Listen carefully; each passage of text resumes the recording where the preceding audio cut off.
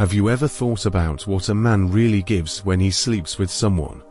It's not just his body, not just pleasure. He gives his energy, his essence, even if he doesn't know it. Because deep down, many men carry a hunger to be seen, to be wanted, to finally feel like they're enough, but that hunger doesn't show up as emotion. It wears a mask of lust, dominance, performance. On the surface, it looks physical. But underneath, it's emotional, it's ancestral. Behind every act of desire is a boy who never felt chosen. Behind every intense touch is a soul silently begging, "Will you finally see me?" Jung didn't see sex as just an instinct. He saw it as a spiritual doorway between the conscious and the unconscious. Because when intimacy is real, it doesn't just expose your body. It strips the layers you spent your whole life hiding behind. Men who kneel before a woman's body aren't always chasing pleasure. They're chasing the affection they never received. And when they don't find it, they walk away empty. But not empty in the body, empty in the soul. Because when you give yourself without presence, without intention, without truth, you are trading sacred parts of yourself for crumbs of validation. The truth is, you're not just entering her body, you're entering her world. Her past, her wounds, her chaos. And if you're not aware, you leave with all of it. That's why you feel tired after sex with the wrong woman, confused, drained, because you absorbed energies that don't belong to you. Every act of intimacy is an exchange. And not every exchange is sacred, some are devastating. You see, most men were taught that sex is about performance. Make her feel good, make her come, make her choose you. But real intimacy isn't about doing. It's about being present, being open, being seen. And that's terrifying. Because when a man truly surrenders, he doesn't just expose his body. He reveals every unhealed scar he's been hiding. The fear of not being enough, the shame of past failures. The silent boy who just wanted to be loved, without having to earn it. Intimacy isn't about sex. It's about feeling naked on the inside. That moment between two breaths. That pause between two touches. That's where the truth lives. It's not about how good you are in bed. It's about whether you're even present in your own body. Whether you've met the parts of you that still feel unworthy. Because if you haven't, you'll keep searching for women to fix what you refuse to face.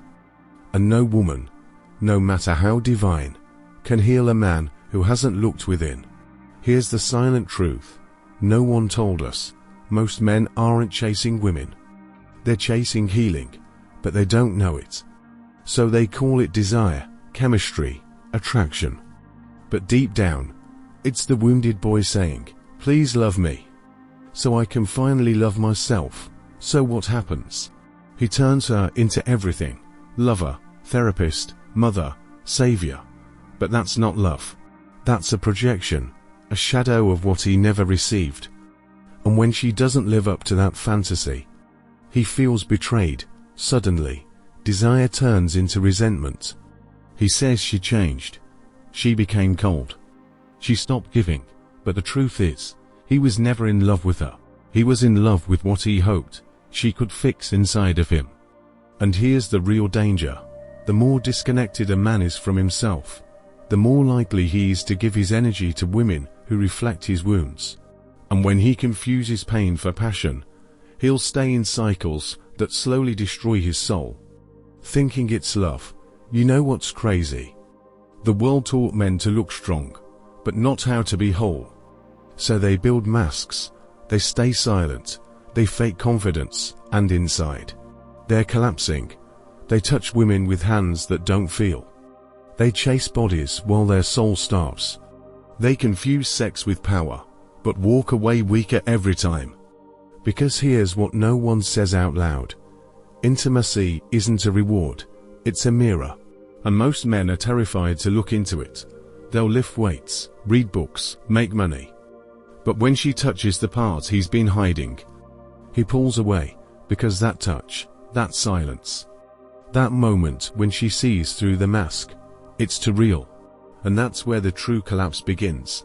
Not with a breakup, not with a crisis, but with a soft hand slipping past the armor. A single touch that whispers, "I see the boy inside the man." And that's when everything starts to shake. Because true strength isn't about how much you can hold in. It's about how much truth you're willing to let out. Here's the shift. Real intimacy has nothing to do with technique. It has everything to do with presence. You don't need to impress her. You need to feel yourself. Because when you're truly present, every touch becomes truth. Every breath becomes communication. Every glance says, "I'm here, fully." That's sacred sexuality. Not performance, not ego, not validation hunting. It's a ritual, a meeting of souls, and in that space, you're no longer just touching her body. You're touching the part of you buried long ago.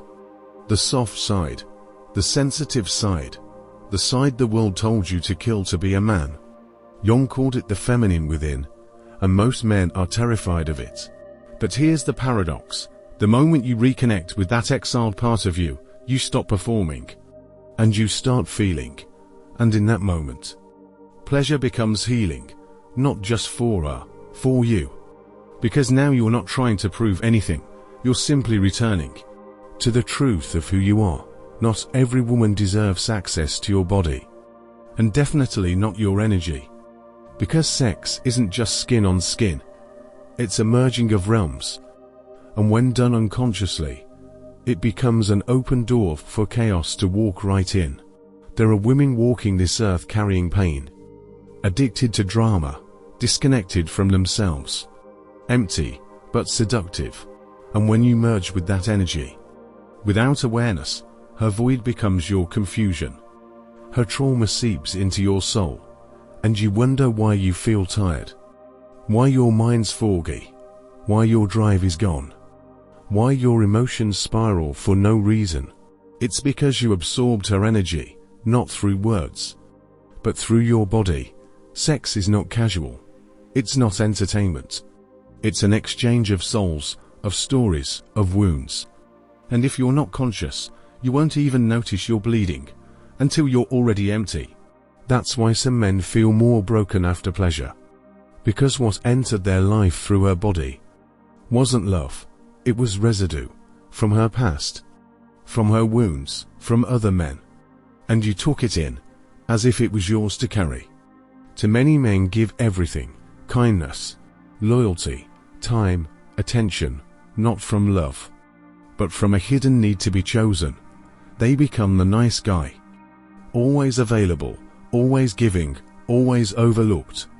Because deep down, they're not loving. They're begging to be seen, to be valued, to feel like they matter. But here's the trap. When your thirst for love is greater than your love for yourself, you start to shapeshift. You bend, you break, you give pieces of your soul for crumbs of attention. That's not love. That's self-erasure. One day, you wake up tired, not just physically, but spiritually exhausted, tired of pretending, tired of chasing, tired of bleeding for people who wouldn't even clap if you healed. So you stop explaining, you stop proving, you stop overgiving, and you start returning to yourself, to your silence, to your intuition, to your truth. It's not a glow-up, it's not revenge, it's a rebirth. Because the man you were was never truly you. He was built from wounds, expectations, and fear. Now, you rebuild from awareness, from peace, from truth. You're not here to be liked. You're here to be real, to walk like a storm when needed, to sit in silence when the world screams, to protect your energy like your life depends on it, because it does. This journey isn't about becoming someone else. It's about remembering who you were before the world told you to be small. Heal, rise, and never again hand your soul to anyone who didn't earn your truth.